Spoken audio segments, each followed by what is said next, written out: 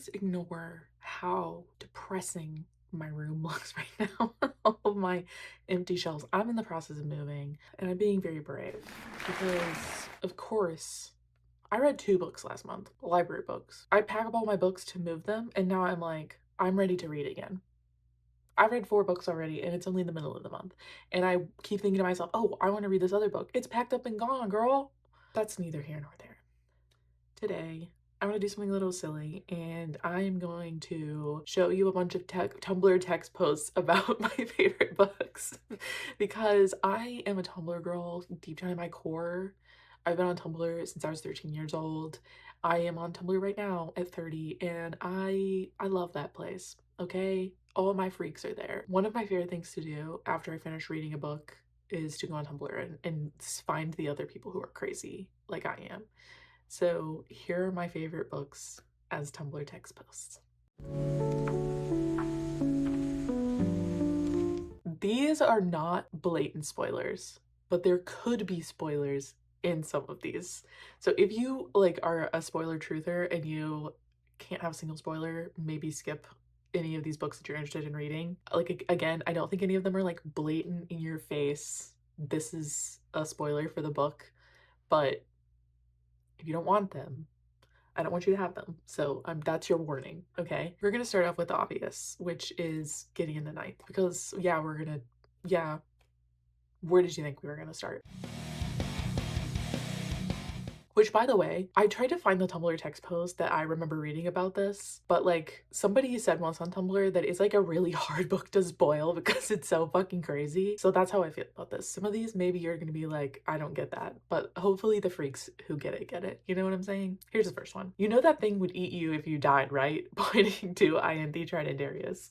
Ianthe would eat you while you were still alive. And that's my girl. That is my girl. Listen, if Ianthe Tridendarius has one fan, it's me. Okay, if she's no fans, I'm dead. I rock with her. Okay, I rock with her heavy. That's only the first one that's about her. The next one. Ianthe and Palamedes are inverses in that for an insane person, Ianthe is actually quite remarkably normal, whereas for a relatively normal guy, Palamedes is just completely out of his mind. And that's like what I love so much about these books is that these people are freaks of nature and I can't get enough of them. I can't get enough of them. I love them so much. They're all so crazy. Oh, this one's not technically Gideon, but like Locked Tomb.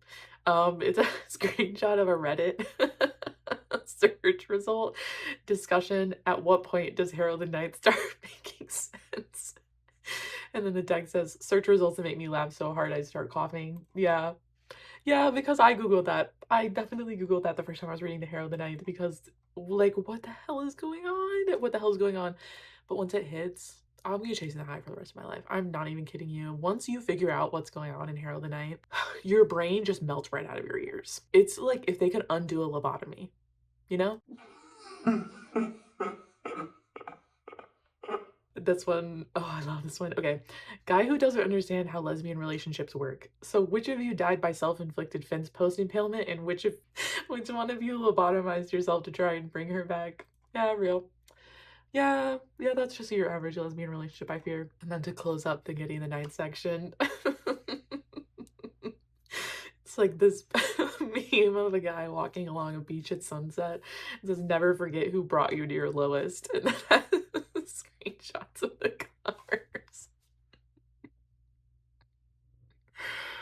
Oh, it's so good. It's so good. There was another one, another Tumblr post that I ended up not picking it because I was trying to go for brevity. I could do a whole dissertation on Tumblr and Kitty in the Ninth, but this one I saw, it was like, sometimes I think about, like, I think I'm just normal about getting in the Ninth and the Locked Tomb, and then I think about it too long and I get physically ill. And yeah, that's exactly how I feel. I literally get, like, sick to my stomach. I love it so much. I love it so much. It's so good, guys. If you haven't read it, please read it. And I still cross my heart and hope to die. I am going to do an unhinged Getting in the Ninth. I'm gonna do all 3 of them. I don't care how long the videos are. I hope you guys are ready to lock in because I've got a lot to say about the Lock Tomb. Next up, we're gonna do She Who Became the Sun because I just finished my reread and I'm insane about it again. And there will be a video shortly about She Who Became the Sun because that book, that book.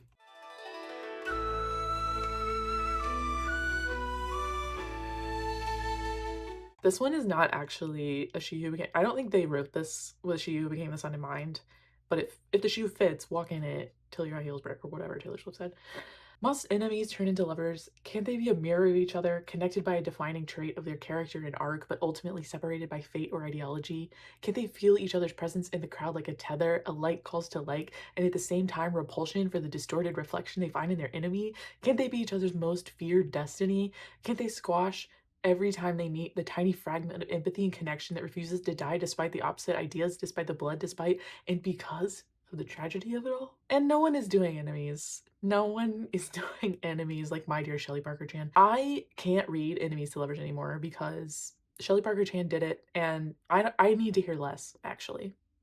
I actually need all of you to pipe down because it's been dealt with, okay? Shelley Parker Chan has solved the enemies trope. I'm afraid none of you are allowed to do it ever again. Are they lovers? No, worse.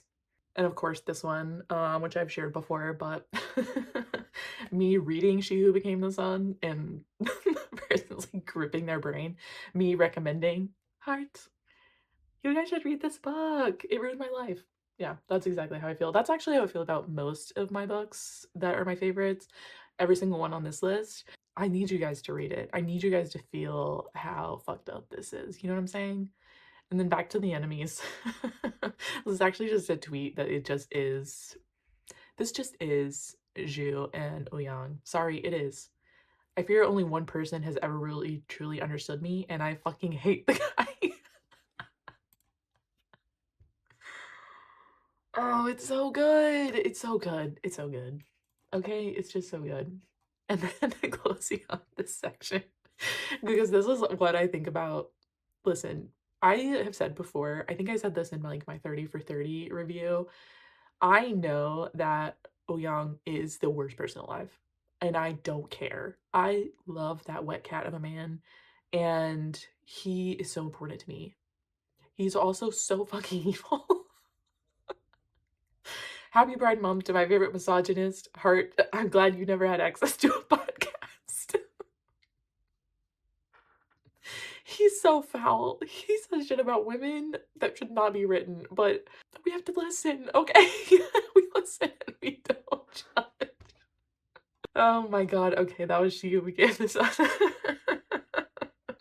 And then, like, and I didn't even touch on book 2 because I just, like I said, I've just reread book 1, and I'm too scared to read book 2 again.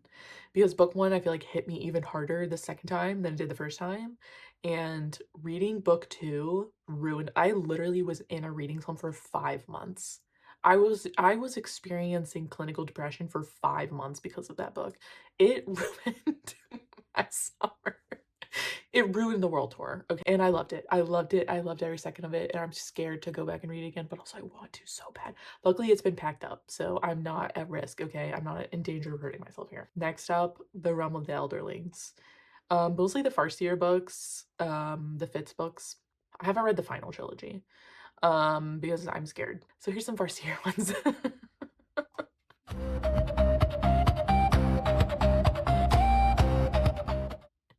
Realm of the Elderlings is so hard to recommend to people.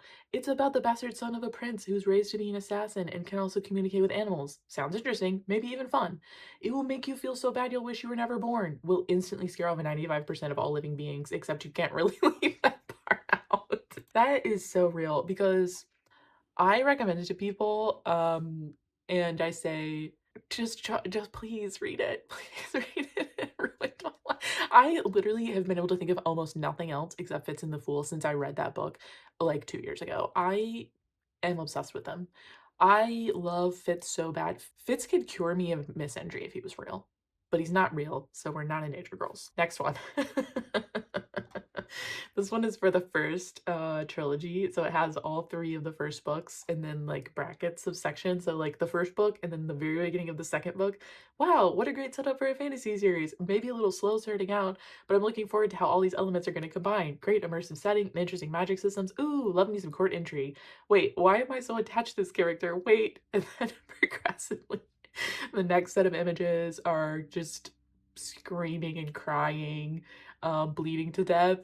And then the next set, just violence and crying. And then at the end, that, that Ben Affleck meme of him just smoking a cigarette. And then a preteen laying beside a blow up pool. Yeah. Yeah, that's so real. That's exactly how I felt. That's exactly how I felt. Oh man, I love being alive.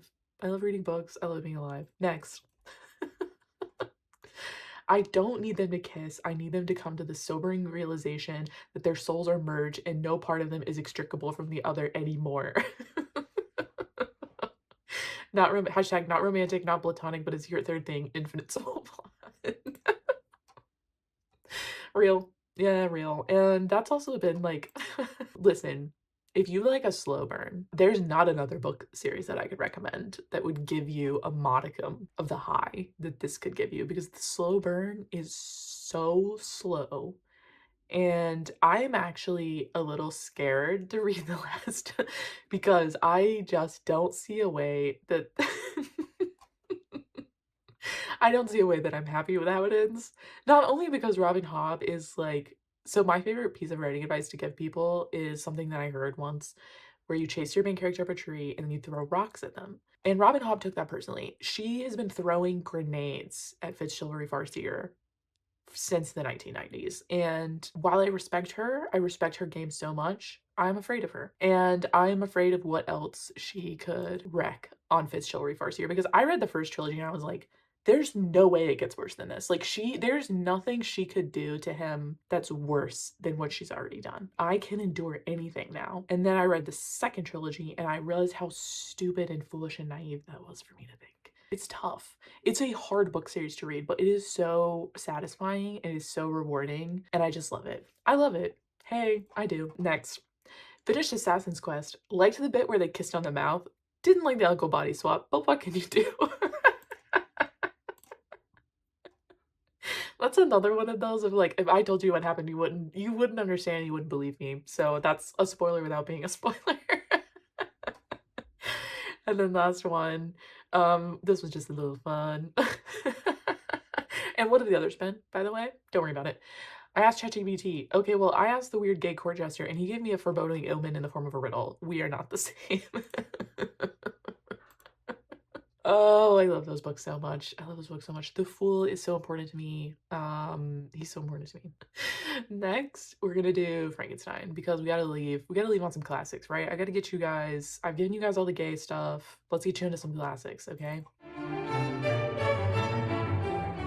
Ultimately, the truth about Frankenstein is that we are all grotesque amalgamations of the best and worst parts of everyone who came before us. And sometimes the people who are supposed to love us because of and in spite of this will not. And we can kill them with hammers for that. And I think that's beautiful. There is nothing like reading this book as like a 20-year-old, having moved out for the first time and having a complicated relationship with your parents. Just the vindication of it of the creature and everything he goes through. It just I still think about it sometimes and I'm like, I'm worried about her, but good for her, you know? No, dude, it's so cool how attached you are to that character who is singled out and ostracized due to the external monstrousness that clashes with their internal spark of humanity. And I love how drawn you are to themes of horror and love, nature versus nurture, otherness, isolation, and the abject. I bet you have normal feelings about your own person. See what I'm saying? Do you see what I'm saying? I really just set myself up for that one. And you know what? That's okay. And finally, last one for Frankenstein. When a child goes to Build-A-Bear and constructs a teddy from the parts available, no one bats an eye, but when I, Victor Frankenstein. This is so stupid. I love that place. I love Tumblr so much. And I want to finish it off with a text post that really it's not identified to any book, but it is the only it's like my number one criticism with almost every book. Plot hole. One of the characters is a boy when there's nothing stopping them from being a girl instead. Doesn't make sense. I'm reading a book right now, and, and my biggest issue with it is that there's a boy in it when it could have been a girl. Anyway, that's my favorite book that's Tumblr knows. This was stupid. Like and subscribe if you think this was stupid. I'll see you next time. Bye.